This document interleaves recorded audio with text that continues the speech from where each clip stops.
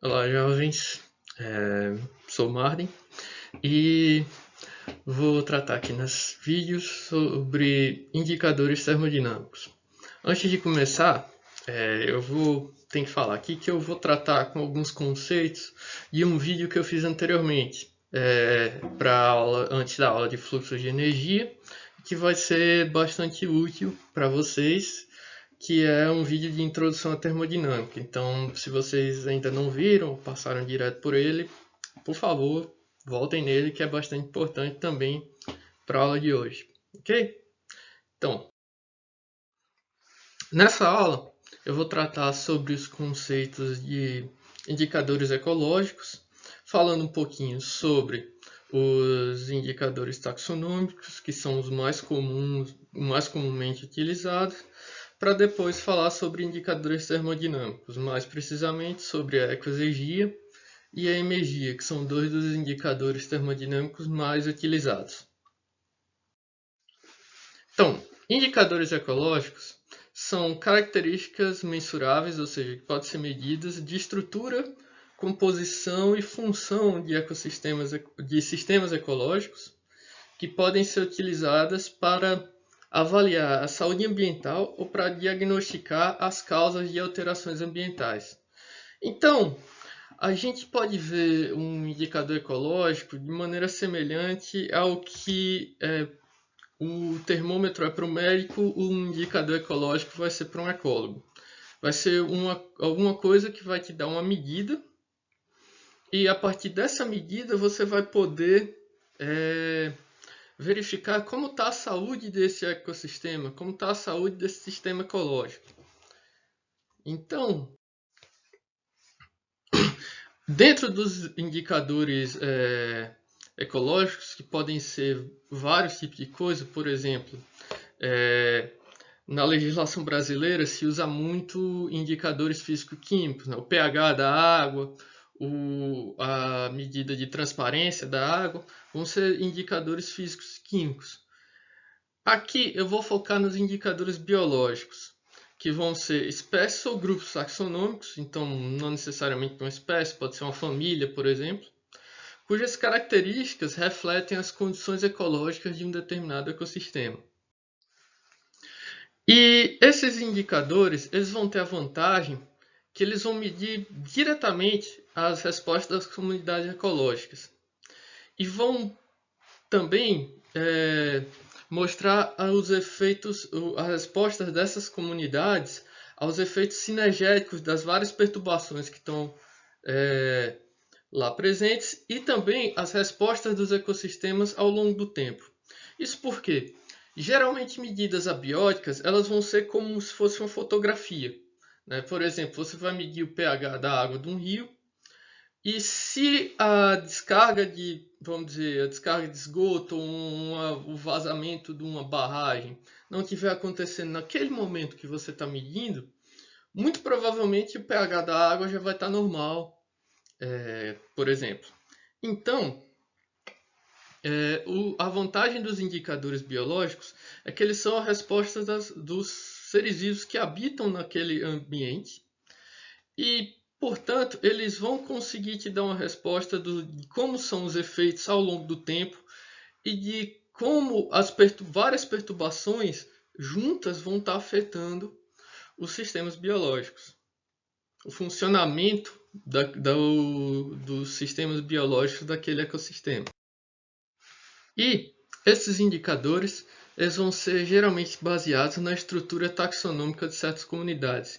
Então, uma medida dessa estrutura, seja a presença ou ausência de determinado táxon, a abundância ou diversidade desses táxons, que vão ser, então, as medidas que nós vamos olhar e buscar as respostas a partir delas. Porque dependendo das espécies, vão ter certas espécies que vão ser mais ou espécies ou táxons, que vão ser mais sensíveis ou mais resistentes a determinado distúrbio.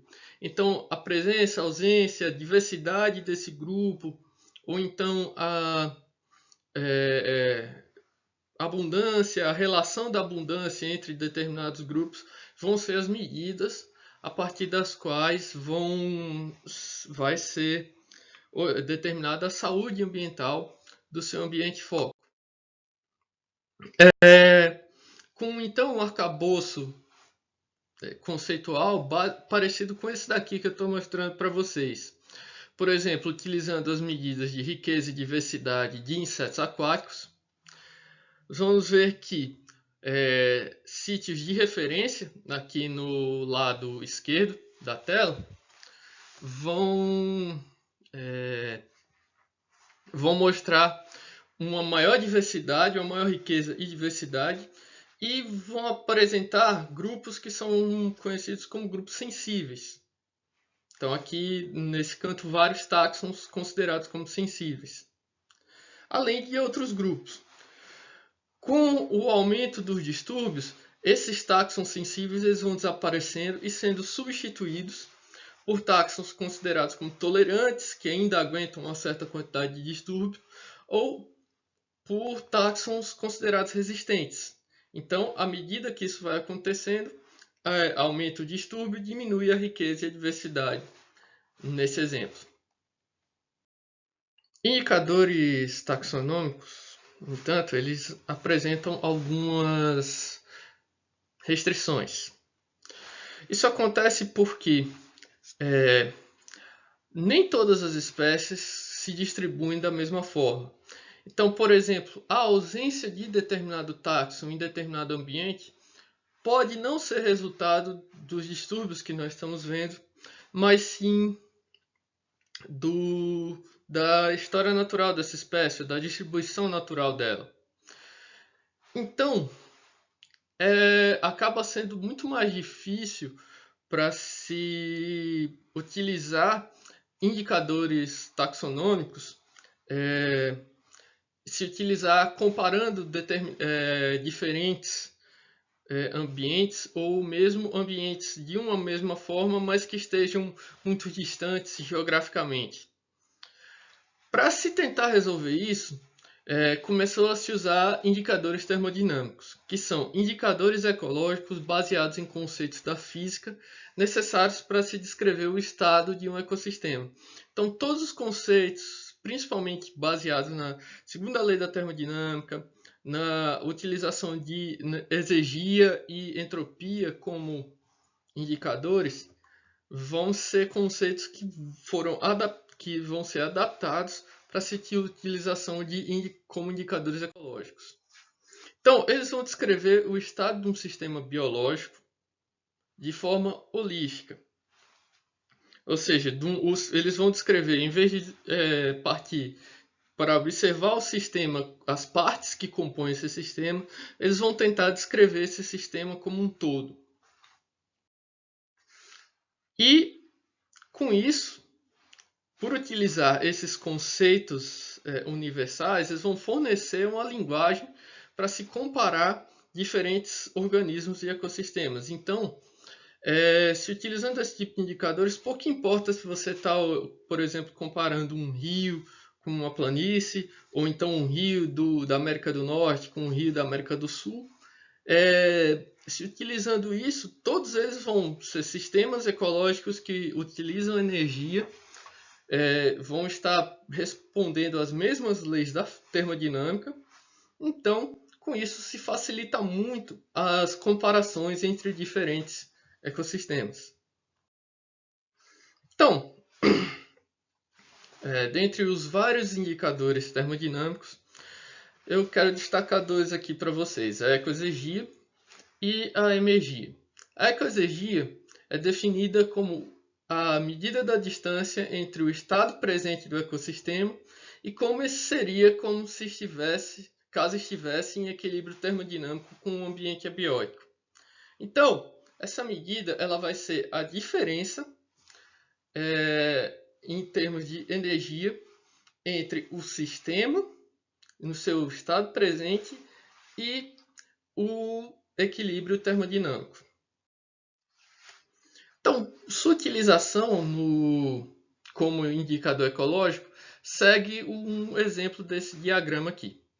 Um sistema impactado ele vai tender a ter a sua entropia aumentada e, por consequência, ele vai ter a ecoexergia mais baixa, porque a ecoexergia ela vai ser a medida da energia útil presente nesse sistema.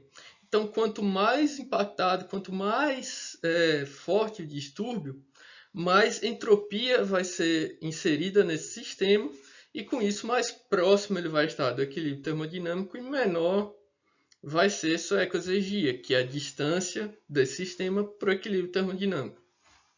E, por consequência, a quantidade de energia útil, capaz de realizar trabalho útil, que vai estar presente nesse sistema.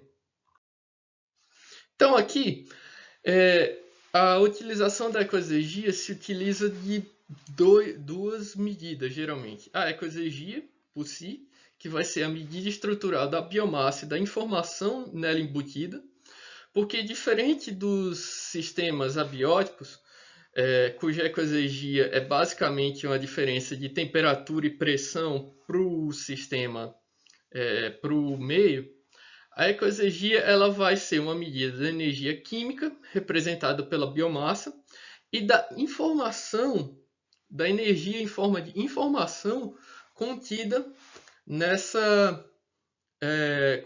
nesse sistema, que vai ser medida a partir da informação contida no código genético. Por exemplo, se utiliza bastante o número de genes codificantes como uma medida dessa informação. E esse indicador vai refletir a eficiência do sistema como um todo. Então, o quão distante esse sistema consegue se manter do equilíbrio termodinâmico. E outra medida que é utilizada em conjunto com a ecoexergia é a ecoexergia específica, que vai refletir a capacidade desse sistema de utilizar fluxos internos de energia. Então, o quão eficiente é esse sistema ao formar a sua biomassa, ao puxar a energia para dentro da sua estrutura interna, o quão eficiente ele é em utilizar esses fluxos de energia. E isso vai refletir o grau de desenvolvimento do sistema. Então, é basicamente o quanto de ecoexergia por unidade de biomassa que esse sistema vai conseguir manter. Então, quanto de informação por biomassa esse sistema consegue. Então, quanto maior a ecoexergia específica, mais complexo e mais desenvolvido esse sistema vai ser. O outro indicador termodinâmico que eu queria falar para vocês é a energia, que é definida como total de energia utilizada direta ou indiretamente para a geração de um determinado produto ou a realização de um serviço.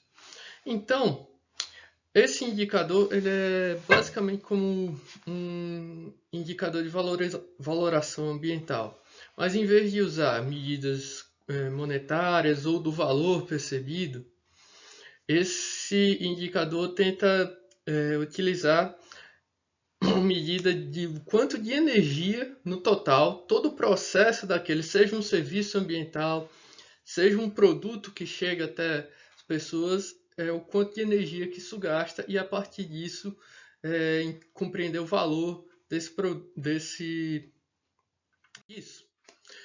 E essa é uma metodologia, então, como eu falei, que vai utilizar uma unidade universal, que atualmente é a unidade de energia solar, uma medida de o quanto de equivalente a energia solar foi gasto para o tal produto ou serviço que se está medindo. Nesse diagrama aqui, nós vamos ter uma versão bem simplificada do que seria a estimativa de energia para geração de um produto. Então, temos aqui 3 fontes de energia, que toda a energia que vai vir dessas 3 fontes é computada. E o importante aqui para esse cálculo é lembrar que mesmo a energia que vai ser perdida no processo de transformação, ela é computada. Então, a energia total vai ser o total que entrou nesse processo, mesmo que para ser passado adiante não vá ser perdida uma certa parte nos processos de transformação, como é normal. Então, é o cálculo do gasto energético total. Mas esse diagrama, ele é uma versão didática, ele é muito simplificado. Uma versão mais próxima da realidade seria esse diagrama aqui. Esse diagrama usa como exemplo a produção de um produto agrícola qualquer.